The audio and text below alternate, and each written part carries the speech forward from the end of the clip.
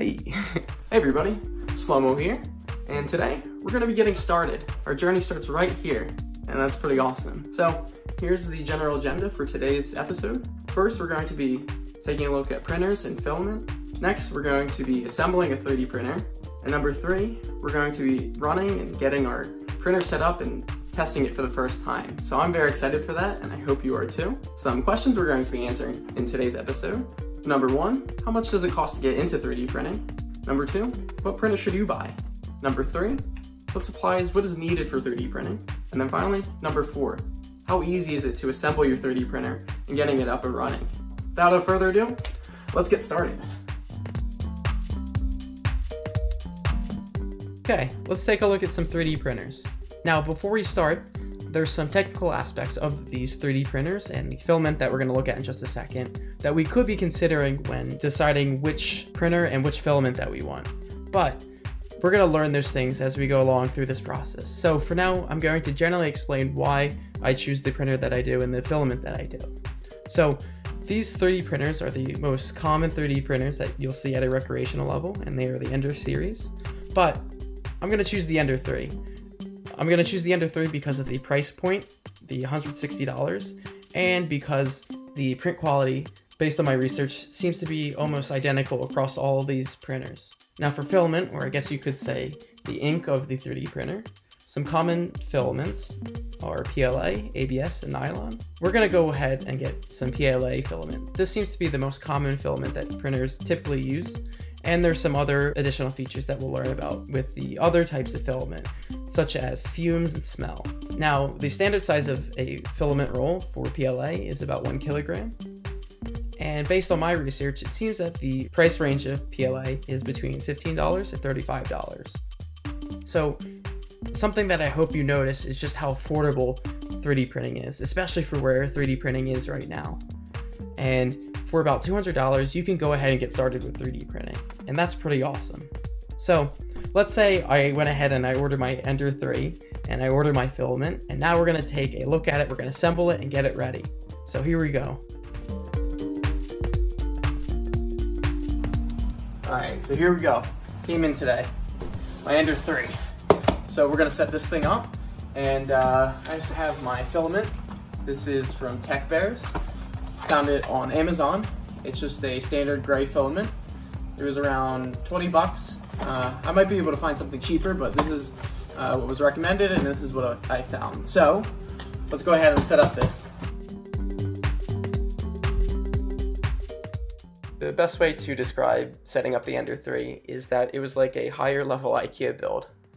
It took me about 2 to 3 hours to set up, but this is because I faced some problems making sure that some of the pieces were facing the correct way, and also I was trying to make sure that the frame was nice and square. I used a level to make sure that the frame was nice and square.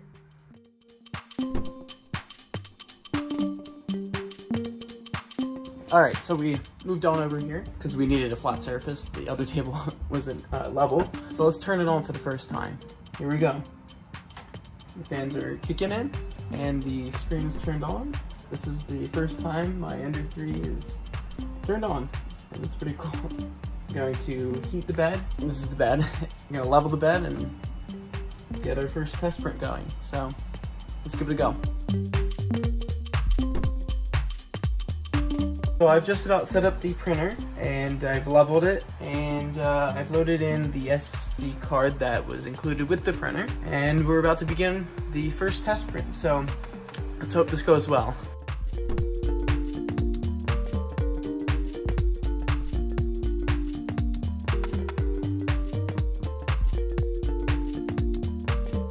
All right, it's about 2 in the morning. I was in sleep mode, but the print is complete, well, almost complete. The amount of filament that they put in with the printer wasn't quite enough. It was just not enough. The top of the head is just not finished, but that's actually pretty cool because I can show you what it looks like on the inside of the print. We're trying. There we go. The print quality on this, let's see if it can focus. It's kind of focusing. It's pretty dang good. That's pretty awesome. So something we'll learn about a little bit. They call these bottom things that you put on your print for, I guess, bigger prints or for whatever reason. We'll discover it later. But they're called rafts, and the program that you'll set up your print on will automatically put those on there. As you can see, it didn't finish to the top, but you get to see the cool filling on the inside, and we'll discover that down the road.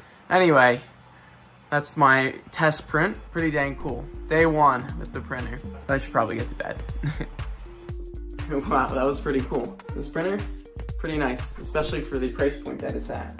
And the print that it made, the test print, it's pretty awesome too. There are little blemishes in the print, and of course I didn't finish it, but there's ways to adjust this printer to have better quality prints. But I'll probably make a separate video on that, how to adjust the printer. And but for the most part, this is pretty awesome, and I'm very happy with how this turned out.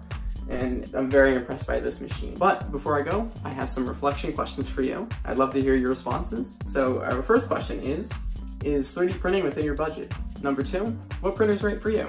Number 3, how long do you think it would take you to assemble and get a 3D printer up and running? And then finally, what would you make with a 3D printer? I'd love to hear your comments, what you have to say. And this is it. So this is Slomo, signing off.